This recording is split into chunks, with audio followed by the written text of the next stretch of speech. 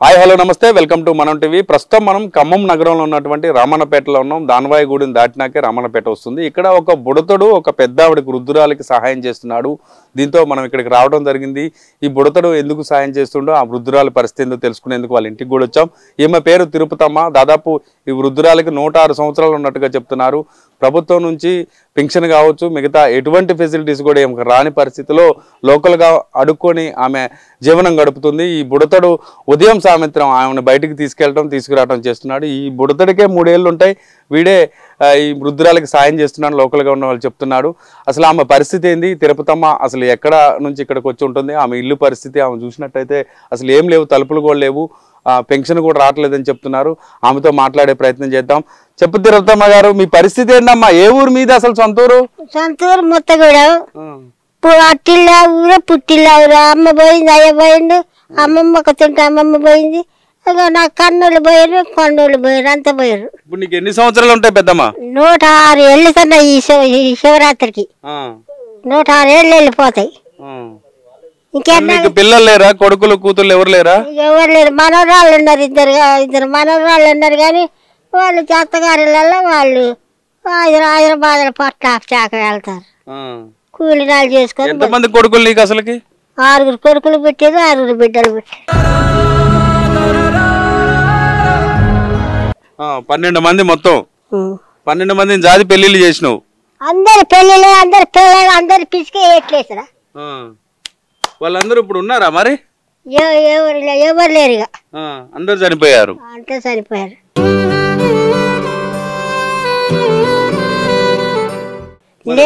మరి ఎట్లా ఉదయం సాయంత్రం భోజనం మరి నీకు ఎట్ట వెళ్తుంది? అడక్కొచ్చుకుంటావురా?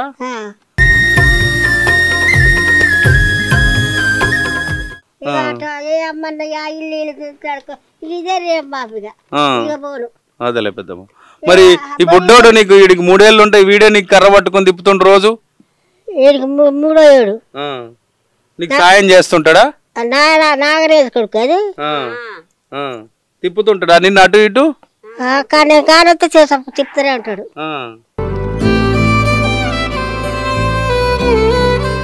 ఇప్పుడు నీకు సపోర్ట్ కి ఈ బుడ్డోడు ఒక్కడే ఏడా? ఈ బుడ్డోడే. మరి ప్రభుత్వం నుంచి ఏం అందట్లేదు అమ్మ? రేషన్ గాని పెన్షన్ గాని ఏం రావట్లేదా నీకు?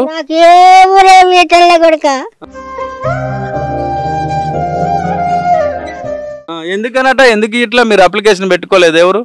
ఎవరున్నారు పెడతారు. ఆ బిడ్డ కొండాల్లో అటు తిప్పింది, హైదరాబాద్ లో చచ్చిపోయింది. ఓ బిడ్డ నీడబెట్టిన, ఒక కొడుకునేమో అక్కడ ఏ ఊరు పనికి పోతే ఆండే పెట్టొచ్చిన, పని పోయి ఆండే పోయిండు.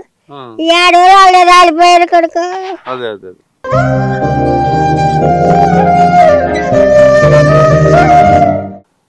మరి పెద్దమ్మ మీ కుటుంబ సభ్యులు ఇంకెవరు లేరా? వేరే మీ చుట్టాల్లో గాని ఎవరు లేరా మిమ్మల్ని చూసుకోవటానికి? ఉండే ఎవరు చూస్తారు మాకు? చిన్నమ్మ కొడుకులు ఉన్నారు, పెద్దమ్మ కొడుకులు ఉన్నారు. ఎవరు పట్టించుకోవట్లే? ఎవరు పట్టించుకోవట్లే కొడుక. అసలు తిరిగి చూస్తేగా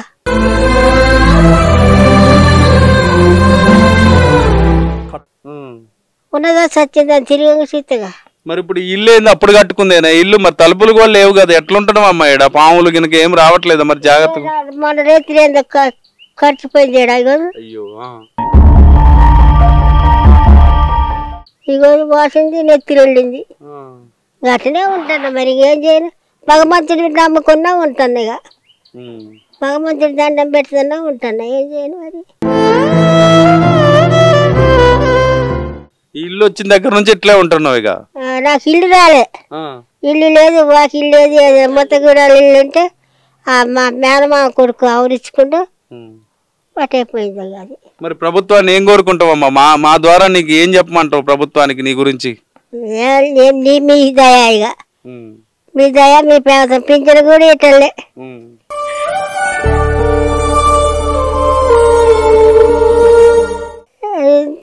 నీ పూర్తి పేరేంది అసలు? మీ సొంతూరు ఎక్కడ?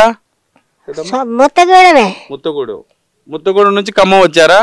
ముత్తగూడెం సొంత ఊరు. మా అమ్మది, మా అమ్మమ్మది, మా నాయనమ్మది, నా కొడుకుదే, నా మాయదేమో జుజురాపేట నుంచి ముత్తగూడెం పిల్లని చేసుకుంటే ఇక ఆడ ఒక్కటే ఇల్లు ఉంది. ఆడ ఉంటామని ఇంటికి వచ్చారు మొత్తగూడెం వచ్చినాకనే ఇక నేను పుట్టినాక ఇక మా అమ్మ పోయింది, మా అయ్య పోయిండు, అంత మా నాయనమ్మ పోయింది. ఇక కన్నోళ్ళు పోయారు, కొన్నోళ్ళు పోయారు, మేనమామలు కూడా 4 చచ్చిపోయారు. ఇక ఎవరు దిక్కున్నారు కొడుక. ఇప్పుడు ఎవరు లేరు అట్లయితే నీకు? పెద్దమ్మ కొడుకులు 6 అయితే 6 ఇట్లా అంత పోయారు, ఒక్కడుండు.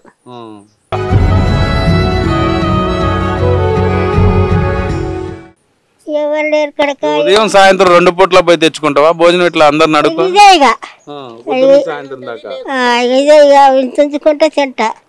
అంతకులే ఉన్నారాడు ఇటు ఇలా తండ్రి అన్న మా అమ్మమ్మ పెట్టిస్తుంది అంత.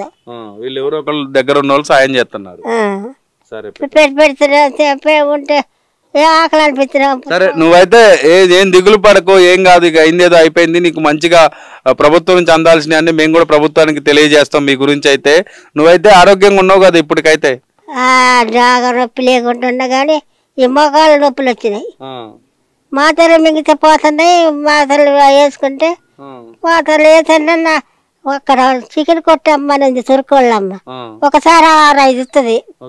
చిన్నగా పోతే ఆ నొప్పి లేచినాడల్లా వేసుకొని ఇంక నీళ్ళు తాగి పండుకుంటా. నడవలేస్తున్నావా? అటు ఇటు తిరగలేస్తున్నావా?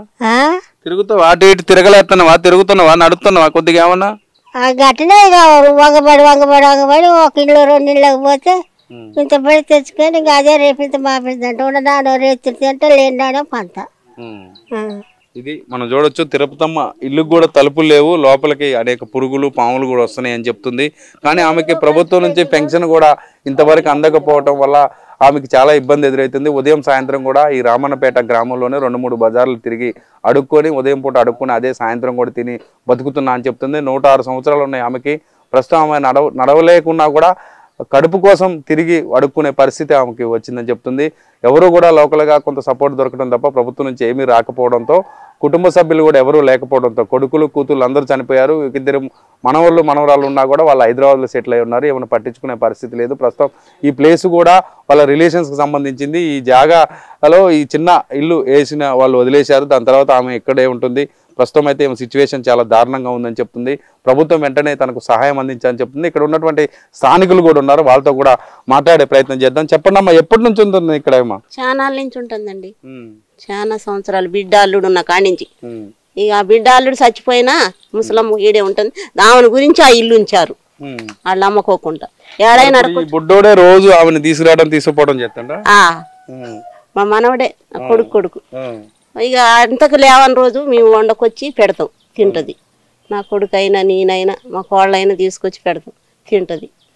అన్న మరి ఇక్కడ లోకల్ గా ఉన్న వాళ్ళు ఎవరు ఆమె ప్రభుత్వం దృష్టికి తీసుకెళ్లేదా? లోకల్ గా ఉన్న అధికారులు అంటే లోకల్ ఉన్న అధికారులు కూడా చూస్తున్నారన్న. కాకపోతే ఏంటంటే తనకి కళ్ళు ఒకటి కనపడవు. గవర్నమెంట్ పథకాలు ఏమన్నా అందాలంటే ఫింగర్ ప్రింట్ వేద్దామంటే ఫింగర్ ప్రింట్ రావట్లేదని చెప్తున్నారు. సరే వాళ్ళ ప్రయత్నం వాళ్ళు కూడా చేశారు. కాకపోతే బామ్మగారి వయసు వచ్చేసి 106 సంవత్సరాలు అయినా కానీ యాక్టివ్గానే ఉంది హెల్త్ పరంగా. ఇక తనకి ఏదన్నా అవసరం ఉండి రోడ్డు మీద పోయేటప్పుడు కనుక ఆ చిన్న బాబే సార్, ఎంతమంది ఉన్నా సరే ఎవరి పనులలో వాళ్ళు ఉంటాము. కానీ వాడు ఎక్కడున్నా క్యాచ్ చేసుకుని ఎమ్మటే ఆమెను తీసుకుపోవడము. ఈ చుట్టుపక్కల వాళ్ళు సరే ఎవరికి తోచినంత వాళ్ళు, అంటే డబ్బులు అయితే కాదు, ఫుడ్ మాత్రం ఎవ్రీడే ఆమెకి సప్లై చేయడము, ఆ విధంగా చేయడము. ఉన్న ఇల్లే కొంచెం నీట్గా ఉంచుకొని పర్వాలేదు. కాకపోతే మనం కోరుకునేది ఏంటంటే సార్, ఆ 106 సంవత్సరాల వయసులో ఆమెకి వెనక ముందు ఎవరు లేరు. మనం ఉంటే మా అంటే 1 రోజు 2 రోజులు పెడతాం భోజనం, తర్వాత ఏం పెట్టలేము. గవర్నమెంట్ నుంచి ఏ విధమైన సహాయం ఆమెకు అందితే కనుక సరే ఆమెని కనీసానికి ఒక పింఛన్ వస్తుంది అనుకోండి. ఎవరో ఒకరు నాలాంటి వాళ్ళు ఎవరో ఒకరు ఒకరోజు తీసుకొస్తే ఆమెకు అవి పెట్టుకొని కొంచెం ఉపాధి, అంటే ఏదో తినడానికి భోజనం అంతే. వండుకోలేకున్నా కానీ పై ఖర్చులకు ఆరోగ్యం బాగాలేనప్పుడు అట్లా. ఆమెకంటూ 11 మంది సంతానం అని మాతో చెప్పుద్ది సార్. 12 మంది అంట, 6 కొడుకులు 6 బిడ్డలు, అందరు చనిపోయారు. ఇంకా ఘోరం ఏంటంటే బిడ్డల భర్తలు కూడా చనిపోయారు. ఇక వాళ్ళ మనవరాలు ఒక అమ్మ ఉంటుంది హైదరాబాద్లో. ఇక ఎవరి ఫ్యామిలీ వాళ్ళది, అప్పుడప్పుడు వస్తుంటుంది, చూసి వెళ్ళిపోతుంటుంది. ఇక అంతకుమించి ఆమె చేసేది ఏం లేదు. ఇక చుట్టుపక్కల వాళ్ళంటే వాళ్ళు టైం టు టైం భోజనం అయితే పెడతారు. ఇక రెగ్యులర్గా అయితే ఇక ఈ అమ్మ ఉంది, ఉదయం సాయంత్రం వండి పెడతా ఉంటుంది. ఇక అంతకి ఆ టైంలో ఏదైనా ఊరికి పోయిన రోజు లేదనుకో, అమ్మ అని పిలిస్తే లేదమ్మా ఊరికి పోయిందంటే మళ్ళీ పక్క వాళ్ళ ఇంటికి వెళ్ళడము, అక్కడ అడుక్కొని తినడం. ఇక అది ఆమె జీవన శైలి అది సార్. ఇక మాది ఇది మనం చూడొచ్చు. తిరుత్తమ్మ గాథ చాలా దారుణంగా ఉంది. ఆమె పరిస్థితి ఏమీ బాగలేదు. ప్రస్తుతం ఆమె ఫుడ్కే చాలా అవస్థలు పడుతున్న పరిస్థితి కనపడుతుంది. ప్రభుత్వం వెంటనే తనకు పింఛన్ వచ్చేలా చేయాలని తను కూడా కోరుకుంటుంది. లోకల్గా ఉన్న పబ్లిక్ కూడా ఒక రోజు 2 రోజులు సాయం చేస్తాం కానీ జీవితాంతం సాయం చేయాలంటే ఎవరికి సాధ్యం కాదని చెప్పి వాళ్ళు కూడా చెప్తున్న పరిస్థితి. ప్రభుత్వం వెంటనే ఆదుకోవాలని చెప్పేసి మనం టీ తరఫున మనం కూడా విజ్ఞప్తి చేద్దాం. ఇది ఇక్కడ పరిస్థితి. నరేష్తో కిరణ్, రామన్నపేట నుండి.